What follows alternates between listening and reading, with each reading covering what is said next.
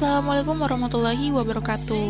Nah, kembali lagi nih ke channel aku, Endang Muriani, mahasiswi Tadris Biologi IAIN Kendari dengan NIM 1901010801. Oke, kali ini akan ada video sesi wawancara bersama salah satu guru biologi di SMA Negeri 1 Wonggeduko mengenai media pembelajaran yang digunakan di tahun ajaran 2020 hingga 2021.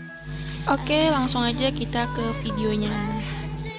Assalamualaikum warahmatullahi wabarakatuh. Ya baik, sekarang saya sedang berada di SMA Negeri 1 Wonggeduko, yakni salah satu sekolah yang berada di Konawe. Di sini saya sedang mencari informasi mengenai media pembelajaran apa saja yang digunakan pada tahun ajaran 2020 hingga 2021 di SMA Negeri Wonggeduko.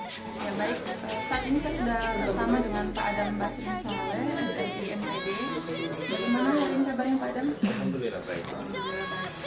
Mengenai pembelajaran yang dilakukan pada tahun ajaran 2020 hingga 2021 ini Pak, apa pembelajaran dilakukan secara daring atau offline? Oke, selama 2020 dari bulan Maret itu karena kondisi negara keadaan corona, maka Dinas Pendidikan memutuskan pembelajaran secara daring, di mana siswa belajarnya dari rumah melalui media online. Kemudian Pak, apa hambatan yang dihadapi ketika melakukan pelajaran daring? Bicara masalah cukup banyak dan memang ini yang menjadi kendala dalam proses pembelajaran secara daring. Hambatan-hambatan yang ada itu yang pertama adalah fasilitas atau sarana prasarana yang dimiliki oleh siswa dalam pengerjaan proses pembelajaran daring. Karena ini kan kalau pembelajaran daring memerlukan sarana prasarana yang cukup kompleks, di mana sebagian besar siswa yang berada di SMA Negeri 1 ini fasilitasnya kurang mendukung pembelajaran secara online. Kemudian Pak, ketika pembelajaran dilakukan secara daring, media pembelajaran apa saja yang Bapak gunakan? Untuk medianya, nah di sini media yang kami tentukan itu setelah melihat sarana prasarana yang dimiliki oleh siswa. Karena kenapa harus disesuaikan dengan sarana yang dimiliki oleh siswa? Jangan sampai kami menggunakan media pembelajaran A, tapi ternyata siswa tersebut tidak bisa mengakses karena tidak menjadi sarana. Maka pertama yang di awal itu kami sepakat di sekolah bahwa media yang akan kami gunakan itu adalah Google Classroom. Tapi setelah kami evaluasi bahwa tadi keterbatasan sarana prasarana yang dimiliki oleh siswa, maka diberikan kebijakan kepada masing-masing guru media apa yang bisa digunakan sesuai dengan sarana yang dimiliki oleh siswa. Untuk kalau di pelajaran saya, mata pelajaran biologi, saya menggunakan sebagai sarana prasarana untuk pelajaran biologi. Kemudian Pak, bagaimana hasil pembelajaran tersebut? Apakah efektif menggunakan pembelajaran yang ada pada masa pandemi? Kalau bicara efektivitas sangat-sangat kurang. Karena kenapa? Itu tadi keterlibatan atau partisipasi siswa dalam proses pembelajaran daring itu sangat kurang. Sehingga memang kalau bicara efektivitas efektivitasnya sangat kurang. Kemudian bagaimana respon para siswa ketika diberikan media pembelajaran secara daring? Nah, kalau berbicara respon sama tadi, karena memang siswa kita orang awam jadi kan itu mau mengikuti anu rajin dalam terlibat langsung dalam proses pembelajaran. Apalagi memang terkendalanya lagi adalah sarana yang dimiliki oleh siswa, karena memang ada sarananya HP-nya yang kemungkinan tidak mendukung untuk itu.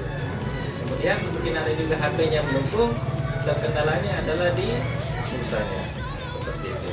Jadi memang itu banyak alasan siswa dalam proses untuk mengikuti proses pembelajaran daring.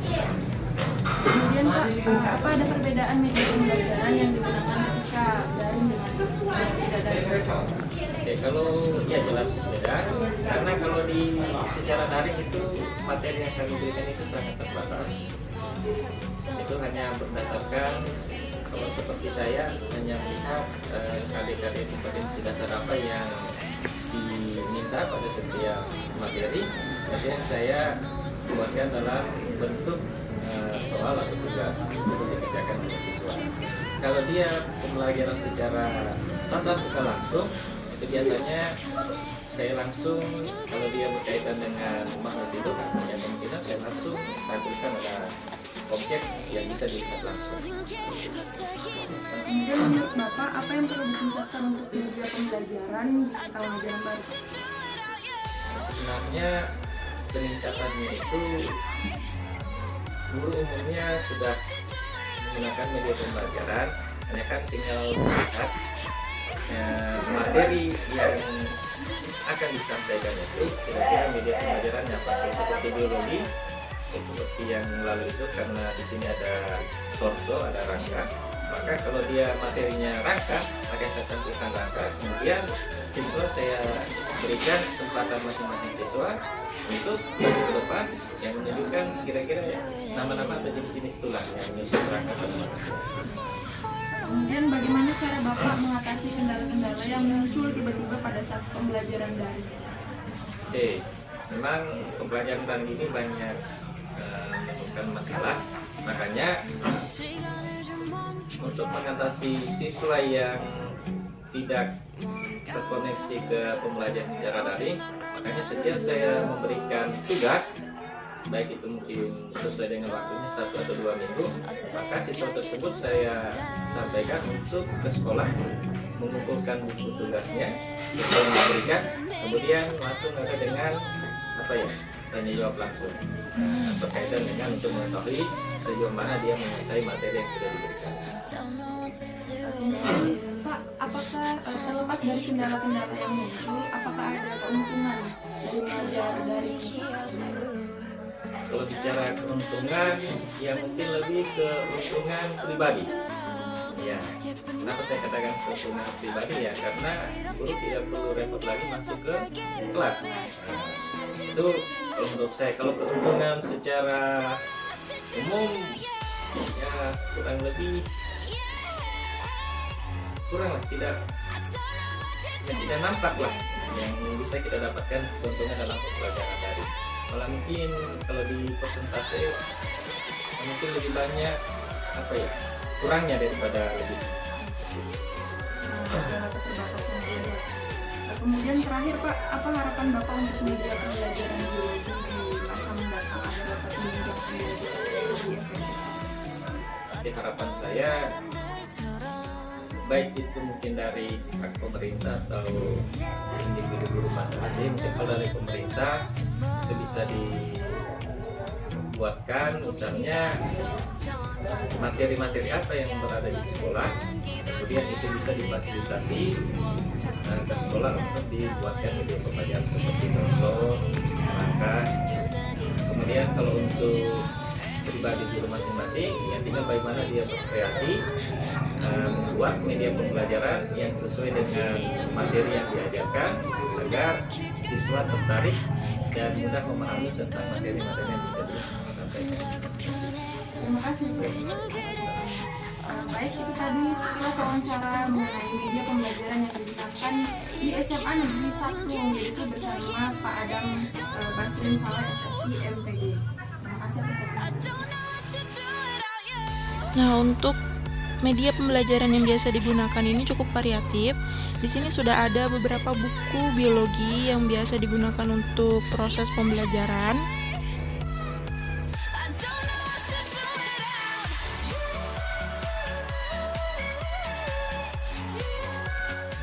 Dan saya juga sempat mengunjungi laboratorium di SMA Negeri 1 Onggeduku ini.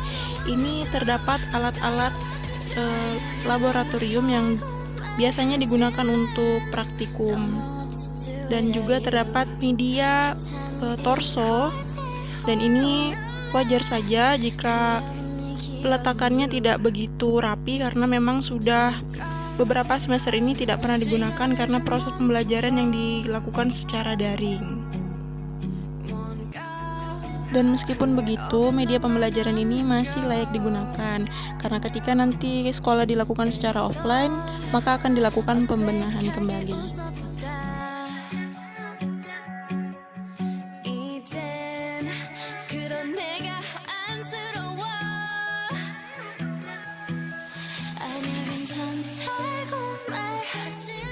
Kemudian juga terdapat beberapa mikroskop yang digunakan untuk praktikum. Dan ada juga media carta yang biasa digunakan untuk proses pembelajaran. Nah, itu tadi video wawancara bersama salah satu guru biologi di SMA Negeri 1 Wonggeduku mengenai media pembelajaran yang digunakan pada tahun ajaran 2020 hingga 2021. Jangan lupa ya untuk like, subscribe, komen, dan share ke teman-teman semuanya untuk membantu pengupdatean video selanjutnya. Oke, wassalamualaikum warahmatullahi wabarakatuh.